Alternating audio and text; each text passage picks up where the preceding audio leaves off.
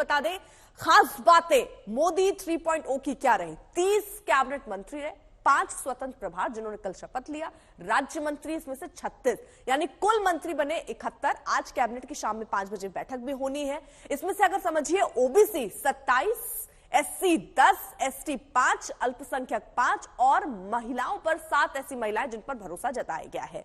वहीं आपको बता दें यूपी से 10 है, किनको कितने राज्य कहां से सबको भागीदारी मिली है वो भी आपको बता दें। यहां यूपी से 10, बीजेपी से 41, नौकरशाह 4 और इसी तरह राजनीतिक परिवार से देखें तो 7। तो ये खास बातें हैं मोदी 3.0 की, यानी किस तरह हर वर्ग को साधने की कोशिश की गई। इसमें यह भी झलक दिख रही कि जहां आने वाले समय में विधानसभा चुनाव है उनको भी प्राथमिकता दी गई है, उनको भी फ्रंट पर लाया गया है। मंत्री थे अब तक नहीं 37, राज्यसभा से मंत्री 12, पूर्व सीएम 7।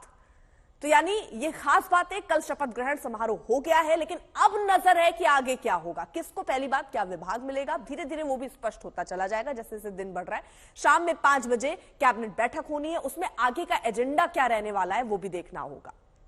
वहीं जॉर्ज कुरियन जो किसी सदन के सदस्य नहीं, रवनीत सिंह बिट्टू 2 ऐसे सदस्य भी हैं जो किसी सदन के सदस्य नहीं है, उन पर भी भरोसा जताया गया है। सबसे बुजुर्ग मंत्री जीतन राम मांझी 79 साल के जिन्होंने कल शपथ लिया। और सबसे अगर हम बात करें बुजुर्ग की तो युवा की भी बात होनी चाहिए। राम मोहन नायडू जो कि 36 साल के हैं, वहां पर जब उन्होंने शपथ ली तो खूब युवाओं का जोश भी देखने को मिला था। तो दिलचस्प थी वो तस्वीरें जो हमने कल देखी, लेकिन अब देखना होगा कि आगे क्या रणनीति रहती है मोदी सरकार 3.0 की। मोदी सरकार 3 का सफर शुरू हो चुका है। आज एक बड़ा फैसला हो सकता है। सरकार आज ग्रामीण आवास योजना में 2 करोड़ और घर बनाने के फैसले को मंजूरी दे सकती है। प्रधानमंत्री ग्रामीण आवास योजना में मदद का दायरा भी बढ़ाकर 50% किया जा सकता है। मोदी ने प्रचार के दौरान इस योजना का खास तौर पर जिक्र किया था। वहीं इस बीच आपको बता दें अमित शाह से मुलाकात करने के लिए योगी आदित्यनाथ पहुंचे। सरकार बनने के बाद पहली अहम बैठक। राजनाथ सिंह भी हो सकते हैं। एक तरफ प्रधानमंत्री पीएमओ पहुंचे, वहीं दूसरी तरफ योगी आदित्यनाथ अमित शाह से मुलाकात करने के लिए पहुंचे हैं। सरकार बनने के बाद ये पहली अहम मुलाकात। हिमांशु हमारे साथ हमारे सहयोगी लगातार मौजूद है। हिमांशु, अमित शाह और योगी आदित्यनाथ की ये मुलाकात किस संदर्भ में?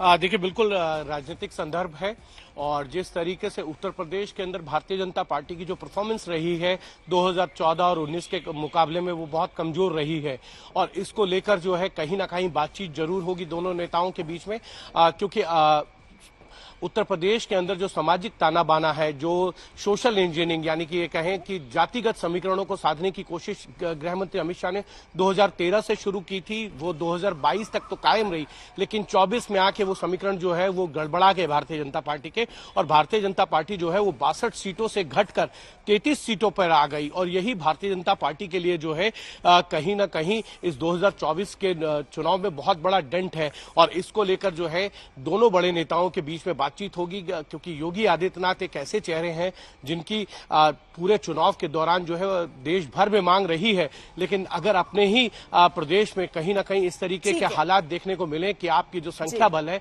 वो कम हो जाए और सरकार को पूर्ण बहुमत नहीं मिलने में एक बड़ा रोल जो है उत्तर प्रदेश भारतीय जनता पार्टी का रहा, जहां से 33 सीटें जो है निकल कर आई और सहयोगी दलों के साथ जो है वो 35 सीटें हुई। तो कहीं ना कहीं ये भारतीय जनता पार्टी को एक सोचने की बात है और दोनों ही नेता जो है बैठकर बातचीत करेंगे, क्योंकि योगी आदित्यनाथ भी होगा। और यहाँ पर जितेंद्र बहादुर सिंह भी देखिए हमारे साथ मौजूद है और अपडेट के साथ। जितेंद्र बहादुर, अभी क्या ये मुलाकात शुरू हो गई और कौन कौन रहेगा इस मुलाकात में शामिल?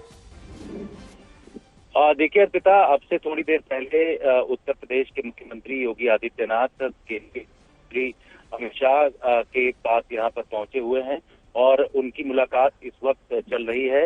जानकारी ये मिल रही है कि इसके बाद योगी आदित्यनाथ के